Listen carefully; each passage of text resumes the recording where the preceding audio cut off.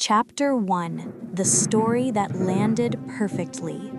Before this story ends, you'll understand how one woman lost her reputation without breaking a single rule, how a best friend turned an entire room against her with one perfectly timed story, and how silence almost erased her career. My name is Eliza Monroe, and if you've ever wondered how people can believe a lie without proof, stay with me, because this didn't happen all at once. It happened quietly, professionally, and right in front of everyone. I used to believe that if you worked hard, stayed quiet, and treated people fairly, the truth would eventually speak for itself. That belief shaped my entire career and most of my adult life. It was how I survived long hours, impossible deadlines, and the quiet politics of corporate rooms where power rarely announced itself out loud. My name is Eliza Monroe. I am 38 years old, and until recently, I was known at Ardentive Systems as the woman people trusted when things got complicated. I had built that reputation carefully, not by being loud, not by taking credit aggressively, but by being reliable. If a message needed to land without causing backlash, it came to me. If leadership needed someone to calm a room without bruising egos, it was usually my call. I was the communications director, and I treated words like instruments that could either heal or cut depending on how they were used. Vivian Cole used to admire that about me. At least, that is what I thought. Vivian and I met in 2011, back when neither of us had impressive titles or steady incomes. We were both trying to survive Chicago with entry-level resumes and overqualified ambition. She was brilliant in her own way, creative, expressive, and emotionally sharp. I was the opposite, structured, reserved, and careful.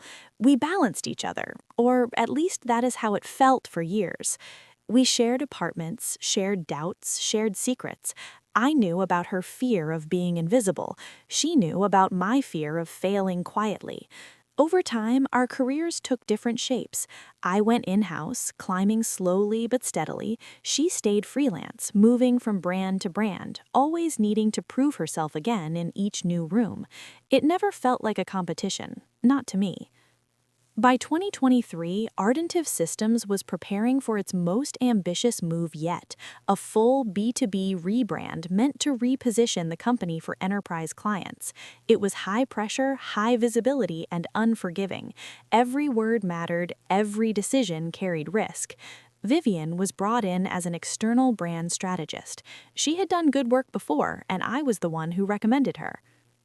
The timeline was brutal. Senior leadership wanted speed without mistakes, which is a contradiction every communications leader understands too well. We worked late nights, revised decks endlessly, and argued over details that most people would never notice. Tension was normal, disagreement was expected. One decision, however, changed everything. During a final messaging review, I chose not to prioritize one of Vivian's proposed narratives. It was not removed, it was not dismissed, it was simply placed lower in the hierarchy in favor of something that aligned more closely with compliance and long-term risk management. I explained the reasoning in the meeting, calmly, professionally. There was no raised voice, no confrontation. Vivian nodded and took notes. I thought that was the end of it. What I did not see was how that moment would be retold once it left the room. Vivian did not challenge me directly. She did not escalate the decision through formal channels. Instead, she talked, quietly, selectively, over coffee chats and private Slack messages. She told a story about being sidelined, about having her ideas taken without credit, about feeling small and dismissed by someone she trusted. She never used my name at first. She didn't have to. The timing was perfect. Everyone was exhausted. Leadership was anxious. People needed a reason for the pressure they were feeling, and Vivian's story gave them one. A human problem, a personal villain, someone safe to blame. Within days, I felt the shift. Emails that used to get responses within minutes now sat unanswered. Invitations stopped appearing on my calendar. Conversations ended when I walked into rooms. No one accused me of anything. No one asked for my side. They simply adjusted their behavior, and in doing so, delivered a verdict without ever speaking it aloud.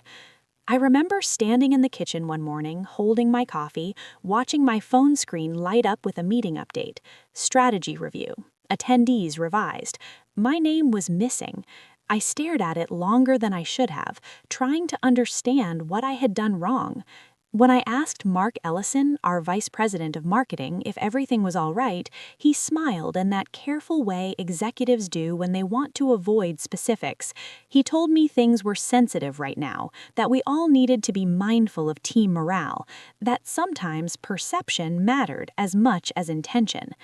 I walked back to my office with a knot in my chest I couldn't explain. Vivian stopped by that same week. She looked tired, vulnerable. She thanked me for listening to her ideas during the project and mentioned how hard it was to feel heard in environments like ours. I nodded, unsure what to say. There was no accusation in her words, just a softness that made it impossible to confront. That was the brilliance of it. The story had already done its work. By the end of that week, I was no longer a person. I was a narrative. I replayed every interaction in my head, searching for the moment I crossed an invisible line. I found none. I questioned my tone, my phrasing, my posture. I wondered if being calm had been mistaken for cold, if professionalism had been interpreted as dismissal.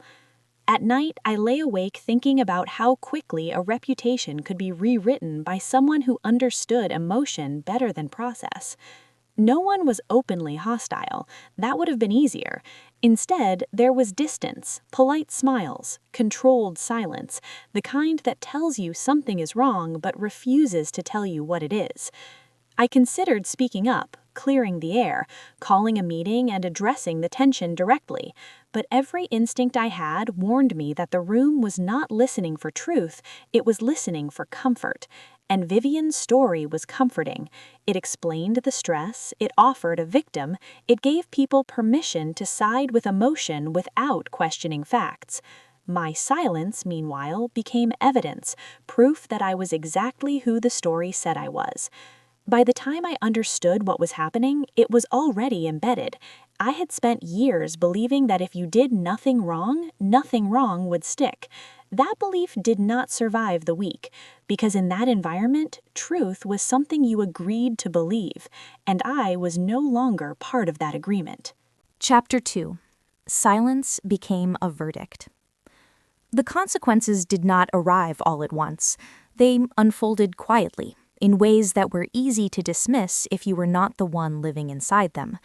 At first, I told myself I was being paranoid, that the tension would pass once the rebrand settled and people could breathe again. I stayed focused on my work, convinced that consistency would eventually correct the distortion. 6 weeks later, I was removed from the pitch that had once been mine. The client was Northlake Solutions, a long-term enterprise partner I had managed for 3 years.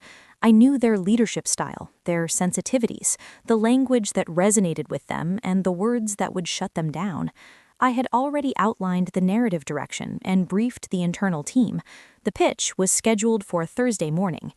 On Monday afternoon, my calendar notification disappeared. I refreshed my inbox twice before walking down the hall to Mark Ellison's office. His door was open, the way it always was when he wanted to look accessible. He was on his phone, nodding, smiling, projecting calm authority. When he saw me, he gestured for me to come in. I asked him if the meeting had been rescheduled. He leaned back in his chair and folded his hands, buying time. Then he told me they were adjusting the lineup, that given the sensitivity of the client and the recent internal atmosphere, they wanted to keep the team presence streamlined. He said Vivian would be leading the brand narrative portion as an external voice, which he felt might land better right now. Right now was doing a lot of work in that sentence. I reminded him, carefully, that Northlake trusted continuity, that sudden changes could raise questions. I kept my tone neutral, factual. He nodded, acknowledged my point, then said something I had never heard him say to me before. We just need to protect the image of alignment. That was the moment I understood the damage had moved beyond whispers. The pitch went forward without me. I watched the deck circulate afterward, my framework intact, my language softened but recognizable. Vivian's name was credited as lead strategist. No one mentioned the shift, no one apologized. The loss was subtle enough to be defensible and significant enough to hurt. I started noticing patterns after that. When I entered meetings, conversations paused and restarted on safer topics. When I offered feedback, it was acknowledged politely and then bypassed. Decisions I once made unilaterally were now discussed in rooms I was not invited into. I was still employed, still titled, but no longer central. I decided to address it directly. There was a small alignment meeting later that month, just Mark, Dana Brooks from HR, and 2 senior managers. When the agenda opened for concerns, I spoke, briefly, calmly. I said I had noticed a shift in my role and wanted to understand if there were performance issues I needed to address. The room went still. Mark cleared his throat and told me this was not the time to litigate perceptions, that everyone was under pressure and we needed to stay focused on outcomes, not personal interpretations. He said bringing this up could be read as defensive, and that was not helpful for team morale. I felt something harden in my chest. I had not accused anyone. I had not raised my voice. I had simply asked a question, yet somehow I was now the problem for naming the imbalance. Dana did not look at me. She wrote something in her notebook. After the meeting, she asked me to stop by her office later in the week. She spoke gently, the way HR professionals do when they are trying to sound supportive while documenting risk. She told me there had been some concerns about tension, about emotional impact, about how certain interactions were being experienced by others. I asked her if there were formal complaints. She said no. I asked her if there were specific incidents. She said no. Then she told me she would be making a soft note in my file, not disciplinary, just context, something to help leadership navigate the situation. I nodded. I thanked her. I walked back to my desk feeling smaller than I had in years. That note did not hurt on its own. What it did was freeze me in place. Opportunities slowed, invitations dried up. I was no longer someone people wanted to risk backing publicly. Meanwhile, Vivian moved freely. I began hearing echoes of the story from different mouths, always softened, always adjusted. To one person, she had been ignored. To another, she had been overridden. To someone else, she had been emotionally blindsided. Each version tailored to the listener, each one painting the same picture without ever repeating the same facts. I started writing things down, dates, phrases, who said what, not because I planned to use it, but because I needed to confirm I was not imagining it. The inconsistencies became obvious once I stopped assuming good faith. The more I listened, the clearer the pattern became. When I stayed quiet, the story spread. When I spoke, it hardened. There was a particular afternoon that sealed it for me. I was walking past the conference room when I heard my name, not raised voices, just a pause, then someone saying they had heard things were complicated between me and Vivian, that Vivian had been through a lot, that it was understandable she needed space. I did not walk in. I did not interrupt. I kept moving. That night, I sat at my kitchen table long after the city outside had gone quiet. I replayed every choice I had made since the project began. I saw now how my instinct to stay professional had been reinterpreted as coldness, how my restraint had been framed as dismissal, how my silence had become proof. Vivian had not needed to lie outright. She had only needed to guide the emotional conclusion. I realized then that I was no longer dealing with a misunderstanding. I was dealing with a narrative that benefited from my restraint. The realization was both sobering and clarifying. I stopped trying to correct it. I stopped offering explanations that were not requested.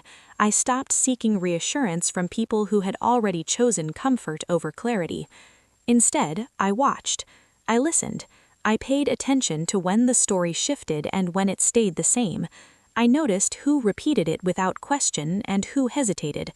I noticed who avoided eye contact and who looked conflicted. I noticed how often Vivian positioned herself as wounded without ever appearing angry. Most importantly, I noticed how quickly a room would align once someone else named the discomfort. By the end of the 8th week, I understood the rules of the game I was forced into. Speaking truth too early only made the lie stronger.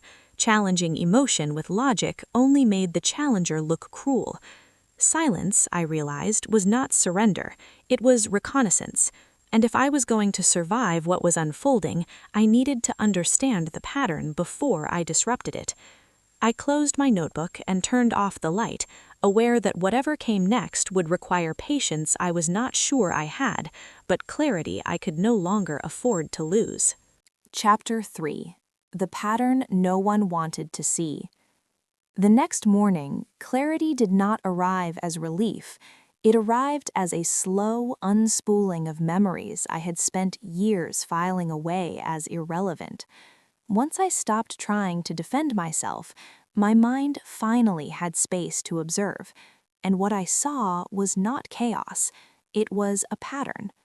Vivian had always needed a counterweight, someone to be wrong so she could be right, someone to be sharp so she could be soft, someone to be distant so she could be wounded. I had mistaken that dynamic for vulnerability. I told myself she was sensitive, that she felt things deeply, that the world had not always been kind to her. But sensitivity and strategy are not opposites. Sometimes they work together. I thought back to our first shared apartment, a roommate who moved out suddenly after a disagreement that Vivian described as abandonment, a former client who had supposedly taken advantage of her creativity and left her unpaid, a creative director she once worked under who had been painted as controlling and dismissive. I had believed every version without hesitation, not because they were proven, but because Vivian told them with such conviction. I remembered how often I had stepped into the role of listener, advocate, quiet ally, how rarely I had questioned the framing. I had never asked what those people might say if given the chance. At the office, I began noticing smaller things, how Vivian positioned herself in group conversations, always slightly off-center, never dominant but never invisible, how she framed setbacks as emotional injuries rather than professional disagreements, how she described her work in ways that made any critique feel personal. The realization unsettled me, not because it was dramatic, but because it was familiar. The first crack in the story came from a place I did not expect. Joan and Reed stopped by my desk one afternoon under the pretense of asking about a different project. Jonah was one of our data analysts, quiet, meticulous, the kind of person who rarely spoke unless he was certain. He lingered longer than necessary, his hands fidgeting with the strap of his backpack. I asked him if everything was all right. He hesitated, then said he was not sure if something he had noticed was relevant. I told him to sit. He explained that while auditing internal workflows for a reporting tool, he had pulled historical email and calendar metadata tied to the 2023 rebrand. Not content, just timestamps and participation. He said he had noticed inconsistencies between how certain decisions were described informally and how they actually unfolded in sequence. I asked him what he meant. He swallowed and said he had heard the narrative circulating about Vivian being excluded. He said the data did not support that. Then he stopped himself. He said he did not want to get involved in something personal, that he respected me, but he also valued his position, that sharing anything could make it look like he was taking sides. I thanked him for being honest. I told him I did not expect anything from him, that I understood the risk. He nodded, relieved, and stood to leave. Then he paused at the door. He asked me one question: if the truth mattered, even when it made people uncomfortable. I did not answer right away. 2 days later, Jonah emailed me. He asked if we could talk off the record. We met at a coffee shop near the river after work. He arrived early, already seated, his laptop closed. He told me he had thought about our conversation, about what it meant to stay neutral when neutrality benefited a false narrative. He said he would show me what he had found under one condition: that I would not use it impulsively, that I would not weaponize it emotionally, that if I used it at all, it would be with context and restraint. I agreed. He turned his screen toward me. What I saw was not explosive, it was methodical. Calendar invites showing Vivian present in key messaging reviews, email threads where her suggestions were acknowledged and discussed, timestamps proving she had access to the same information as everyone else. Nothing dramatic, just sequence. I felt a strange mix of relief and grief. Relief that my memory had not betrayed me, grief that it had taken data to confirm what trust should have covered. I thanked Jonah and closed the laptop. As we stood to leave, he said quietly that this was not the first time he had seen something like this happen, that narratives often outran evidence when people were tired. He said he hoped I would be careful. I was careful. Over the next few weeks, I did nothing with what I had learned. Instead, I continued to observe. And once I knew what to look for, the pattern sharpened. Vivian's story shifted slightly depending on the audience. To leadership, she emphasized emotional impact. To peers, she highlighted fairness. To newer team members, she framed herself as a cautionary tale. Each version consistent in feeling, inconsistent in detail. I began to hear fragments from people who did not realize I was listening. One afternoon, a junior manager mentioned that Vivian had told her she had been cut out of decisions entirely. A week later, someone else repeated that Vivian had said she was consulted but ignored. Both could not be true. The most unsettling realization came quietly. I was not special. I was simply the latest. Vivian did not invent villains. She selected them. Usually people who would not retaliate publicly, people who valued professionalism over spectacle, people whose silence could be repurposed as confirmation. I understood then why confronting her directly would fail. She would not argue facts, she would argue feelings, and feelings, once believed, are nearly impossible to dislodge. The data Jonah had shown me was not a weapon, it was leverage, and leverage, I knew, was only effective when applied at the right moment. I returned home that night and pulled out my notebook again. This time, I did not write emotions, I wrote observations, dates, contradictions, not to build a case against Vivian, but to map the behavior. I was not ready to act, not yet, because exposing a pattern too early only teaches the person how to hide it better. What I needed was context, process, a reason for the truth to be invited into the room. Until then, patience was not just a virtue, it was protection. I closed the notebook once more, not in exhaustion this time, but in resolve, aware that understanding the pattern was only the beginning, and that timing would decide everything that followed. Chapter 4. When the Room Stops Nodding. The invitation arrived without warning, a calendar hold labeled Process Review with Legal. No explanation, no agenda beyond a request for documentation related to the 2023 rebrand. By then, it was early 2024, and Ardentive Systems was navigating a different kind of pressure.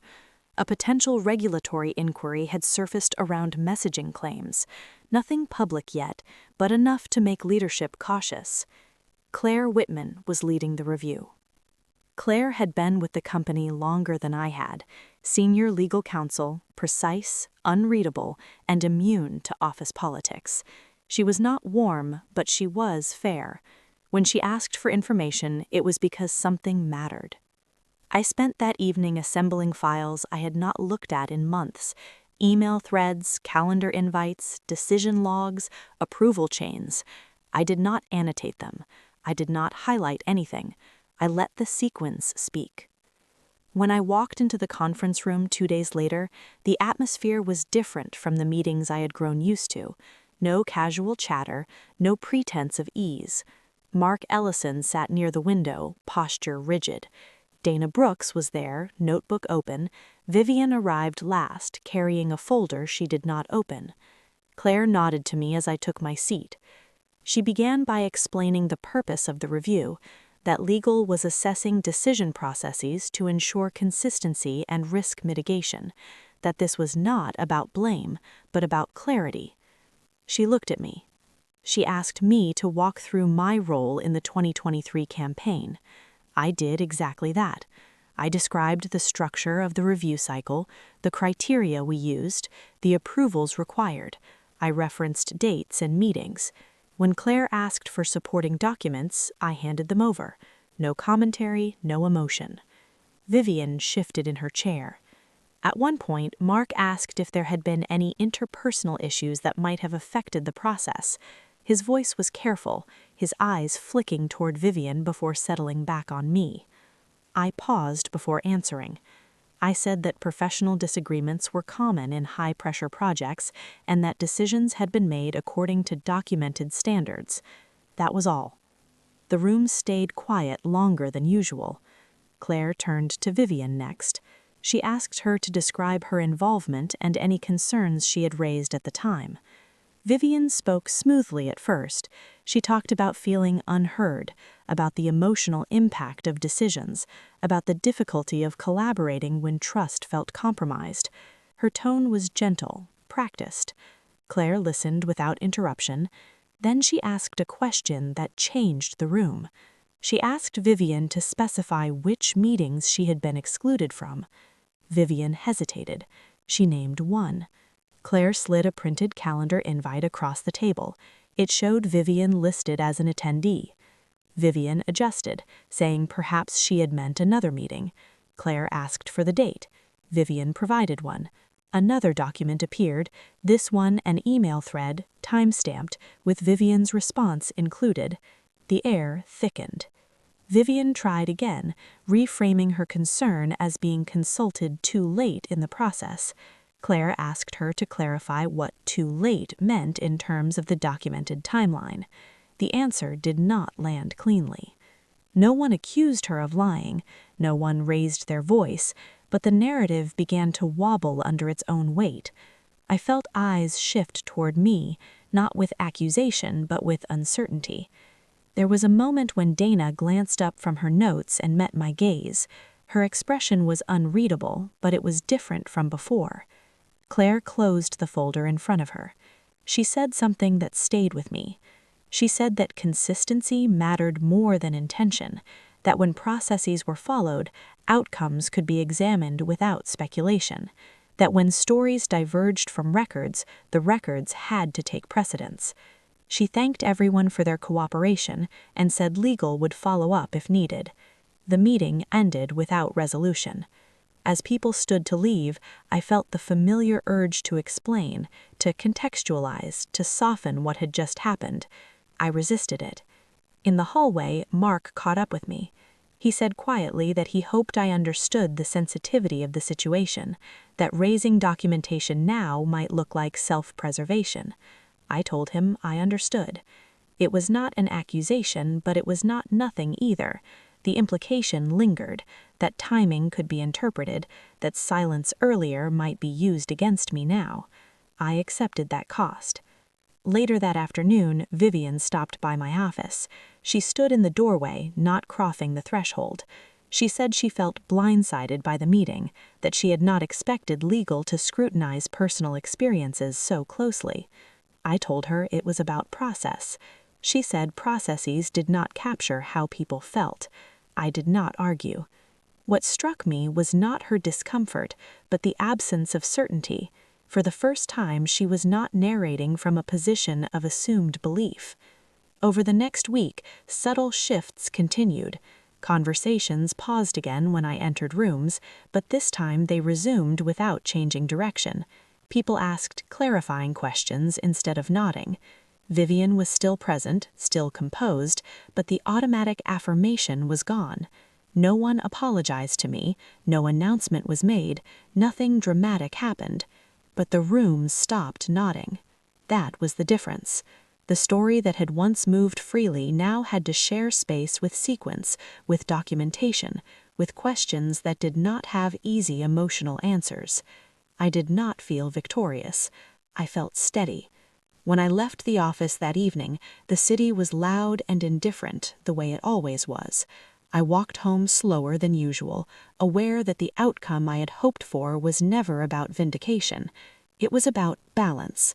I had not taken the story back, I had simply removed its monopoly, and that was enough to change everything that came next. Chapter 5. What Remains After the Story Dies. The shift did not announce itself. It settled in quietly, the way weather changes when you are not looking for it. By mid-2025, the atmosphere around Vivian had cooled, not into hostility, but into caution. She was still present, still capable, still polished. What she no longer had was the benefit of being believed without question. Projects began moving forward without her involvement, not abruptly, not dramatically, but steadily. Strategy meetings filled their chairs with familiar faces, and hers was no longer among them. When external consultants were discussed, leadership asked more questions than they used to. References were checked, assumptions were paused. Her freelance calendar thinned. I heard it indirectly at first. A former client who had decided to bring brand work in-house, a pitch that went to another agency, a conversation that ended with someone saying they were looking for a different tone this time. There was no scandal to point to, no public reckoning, just a narrowing. Trust, once cracked, does not shatter, it erodes. As for me, the restoration was gradual and unceremonious. No apology tour, no announcement. My name began reappearing in conversations where it had once gone missing. I was asked for input again, quietly, respectfully. My work spoke, and this time it was allowed to finish its sentences. When leadership discussed the future of communications at Ardentive Systems, they did not ask me to be louder, they asked me to be strategic. I accepted a role that surprised some people, less visible, more structural. Long-term planning, risk assessment, internal alignment, the kind of work that happens behind closed doors and leaves little room for spectacle. It suited me. I did not need to reclaim a spotlight, I needed space. The final conversation with Vivian happened on an ordinary afternoon, no build-up, no witnesses. She stopped by my office as she had done countless times before. This time, she stepped inside. She asked if I had a moment. I said yes. She looked tired, not defeated, but worn in a way that came from holding a story together for too long. She said she had been thinking about the past year, about how things had changed, about how unexpected it had all been. She asked me if I thought things could have gone differently. I took a breath before answering. I told her that stories have momentum, that once they start moving, they carry people with them, sometimes farther than intended. I told her that I had never tried to take anything from her, that my decisions had been about process, not power. She nodded slowly, as if that was something she had suspected but not fully accepted. She said she had felt invisible for a long time, that being heard had mattered more than being right. I told her that being believed is a fragile thing, that once it depends on someone else being wrong, it eventually collapses under its own weight. She did not argue. There was a pause between us, long and unfilled. Then she said she hoped I knew she had never meant to hurt me. I believed her, and I told her so. But intention does not erase impact, and understanding does not require reconciliation. When she left, she did not ask for anything, and I did not offer. The silence that followed was clean. Looking back, I understand now that revenge was never what I wanted. I did not need to see her fall. I needed to stop being bent around a version of myself that was not mine. The real damage had not been the lost projects or the cold rooms. It had been the moment I began questioning my own memory because someone else told a story more confidently. That is the kind of theft that lingers. What restored me was not exposure, but alignment, with facts, with timing, with myself. I learned that silence is not weakness when it is chosen, that restraint is not passivity when it is strategic, that you do not have to outpace a lie to outlast it. Sometimes all you have to do is stop feeding it. If you have ever watched people turn away from you because a story felt easier than the truth, know this: you are not required to perform your innocence. You are allowed to wait until the room is ready to listen. Truth does not shout, it stays. And if this story resonated with you, if you have lived through something similar, I would love to hear how you handled it. Share your experience, your thoughts, or the moment you realized silence could be power. Stay with this channel for more stories about navigating betrayal with clarity and coming out intact on the other side.